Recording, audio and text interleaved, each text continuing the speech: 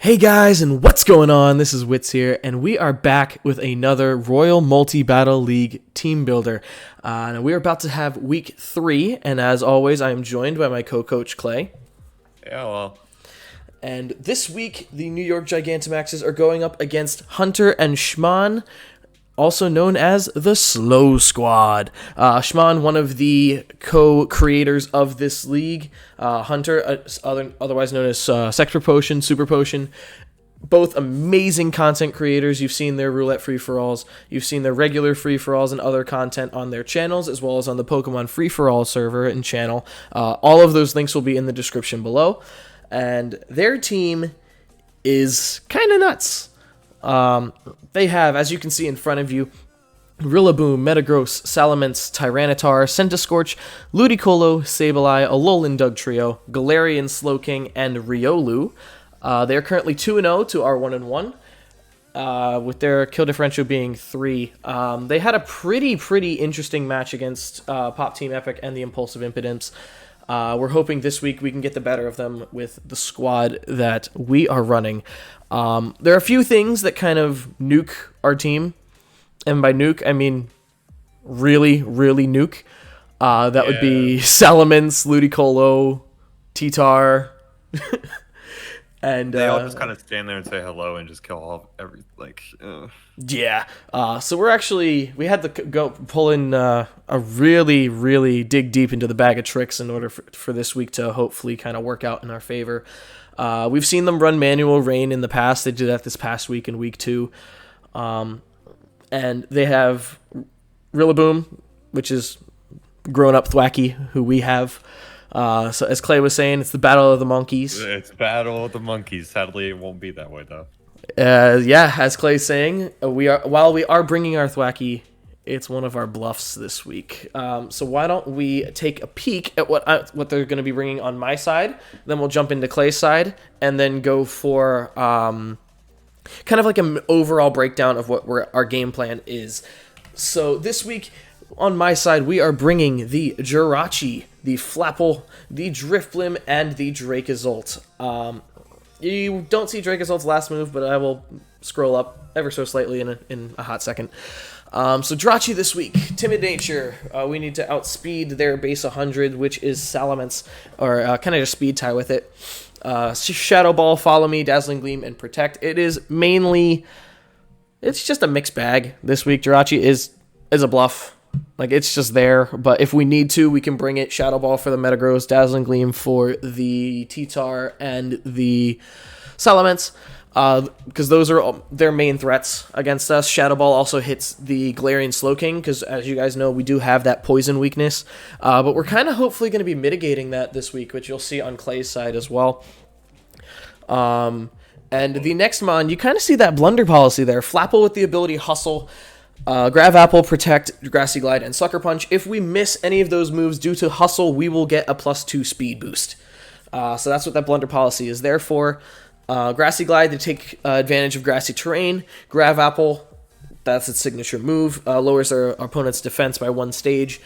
You will see from Clay's side as well, we're not bringing Sigilyph, so we're not doing Gravity. So you wonder why that's even there in the first place. Sucker Punch is there for Metagross if we need it, and for extra priority, but we'll get to all of that in a minute. And you can kind of guess what we're going for as you see Drifblim with the Misty Seed this week. 168 HP, 132 defense, 32 special defense, 176 speed with a Timid Nature. That 176 coming in clutch, because we need to outspeed certain things at +2. We got that Tailwind, Icy Wind, Destiny Bond, and Strength Sap.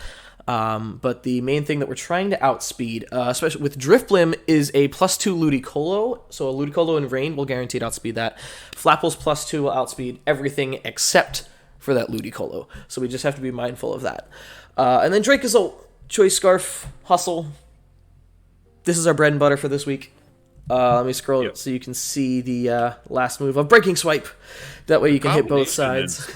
The combination that we're using with it is different, but yeah, it's a little odd. But honestly, Dracozolt only needs Bolt Beak this week. It doesn't need any other move. The other moves are really just there for filler, which you'll see from our Tapu Fini at the bottom. Yeah, we only need that top move as well, even though there's Heal Pulse and Muddy Water that are kind of hidden from view. But, yeah, we're going for Soak. Soak Bolt Beak, even at -1. Oko's their entire team. Period. End of story. Doesn't matter what investments they put in. The only way that they can counteract it is if they randomly throw a Wakan Berry on something. Or we miss because we're hustle. That's literally it. We either kill or we miss. I both love and hate this dynamic we have with that. But yeah, so going along with that Choice Scarf, Tapu Fini, which is max speed. We want to be sure we outspeed everything, including ourselves. So Fini is outspeeding Flapple and Dracozolt, even after the +2 from Blunder Policy, and that's the main reason why the Flapple speed is the way it is. We made it so that it still underspeeds Choice Scarf Tapu Fini, so we can still get Soaks off before changing the type and then getting the massive amount of damage. You might see these next couple of items be kind of weird. We're kind of going up as opposed to down. Passimian, Adrenaline Orb, Defiant. If we get intimidated by the Salamence, not only will we get +1 attack because of the Defiant, but we'll also get +1 speed because of the Adrenaline Orb. We have Quick Guard, Coaching, Rock Slide, and Close Combat. Close Combat takes care of the majority of their team. Rock Slide hits the things that Close Combat doesn't. Quick Guard, because Sableye is really, really annoying. So we want to be sure we're able to shut that down with a Quick Guard. We don't want to be quashed a lot. Coaching, self-explanatory. Give our buddies on the other side a +1 attack and defense boost. That's mainly the Dracozolt and Flapple. Then we have Lipard. You see Prankster and then you see Lagging Tail, but you don't see Trick or Switcheroo or Fling. The main reason for that is because, again, Sableye also has Prankster, and the Prankster Dark, we're both Dark types, so we can't hit each other with our Prankster moves. However, Sableye is inherently and just massively slower than Lipard. So what the Lagging Tail does is it makes it so whatever move you use moves last in its priority bracket. And since Prankster gives every status move +1 priority, Lagging Tail will only make the Prankster moves go last in that +1 priority bracket.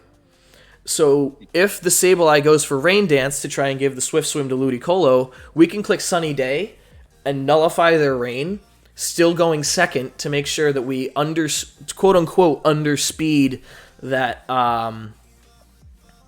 Sableye. I honestly don't know why I put speed in this. I might actually adjust this before the battle starts. Since we're running the Lagging Tail, our regular attacks are going to go last anyway, so there really isn't any reason for us to have speed. So I'm actually going to adjust that spread. So you'll see a different spread in the match, but that's just what we have for our team builder. Hey, microwave. Yeah, sorry, that was No worries. And then last but not least is Thwacky. I wanted to add something real quick about the go for tail it. priority. Mm-hmm. The other thing that it does, besides obviously being slower than the Prankster Sableye, is it allows. This is a very fickle thing, but basically any of the +1 Grassy Glides, any of the +1 priorities will outspeed the Lipard. So it gives it a different aspect to normally. Yeah, exactly. They might not think that we're Prankster at that point, or if we're just going for a regular sunny day, they might just think we have a lot of speed investment with Unburden or Limber. So that is a very good point to bring up there. And then last, like we were saying, is the Thwacky, Grassy Surge, Assurance, Low Kick, Grassy Glide, Fake Out. If we decide to bring Thwacky, it's really there as a mon to just clean up at the end. It is Eviolite, so it can live some hits. But the biggest thing, Grassy Glide and Grassy Terrain. Assurance doubles in power if another mon damages the same mon it's targeting. So if the Tyranitar gets hit with a Bolt Beak and it's not been changed to a water type and lives, Assurance will then be 120 base power as opposed to 60 power. So that's just the example of how Assurance works. Low Kick is mainly for that T-Tar. Assurance is for Metagross. Grassy Glide for that priority and that first hit. Fake Out is Fake Out. So that's kind of the vibe we're going for. Is there anything else you want to add, Clay, with what we're trying to do? I kind of rattled through everything, my B. No, yeah, and there's mostly just like there's nothing really that. Yeah, we we kind of had a hard time trying to connect this week to build the team, so I kind of just built this team on my phone at work in like 30 minutes. Yeah, I felt bad for that. It's all good. But so yes, that's why I kind of dominated the conversation here, since this is Clay's. I barely know anything about the sets. Yeah, I think this is the second time he's actually seen these sets. But yeah. But just the last thing I want to state is that we're probably. Obviously, it could change depending on the match, but in terms of just raw looking at both teams, it seems we're going to be putting both Thwacky and Jirachi. Yeah, they'll probably sit the bench this week. Our main leads are going to be Lipard and Drakazol if they have Ludicolo and Sableye on opposite sides. If either Ludicolo or Sableye aren't there, then we guarantee lead Tapu Fini and Drakazol and get off our Soak Bolt Beak immediately. Because we have no worry at that point. Mm-hmm. We lead with the double Scarfers and just go in for the kill. They might kill Drakazol at that point. Or if Rillaboom is in, they might get a Grassy Glide off, but we made sure that we live at least one Grassy Glide from Rillaboom. Yeah. I'm going to actually double check that calc afterward just to be 100% sure. But that's the main thing, is making sure that we nuke them in the early stage so that our late game sweepers like Passimian and Flapple are able to do what they need to do. So yeah, because they just have so many powerhouses. Yeah, this is gonna be a tough match, especially if we can't get this initial strategy off. So I'm hoping we can. Yeah. But alrighty, It's so a matter of keeping the tempo over it. Exactly.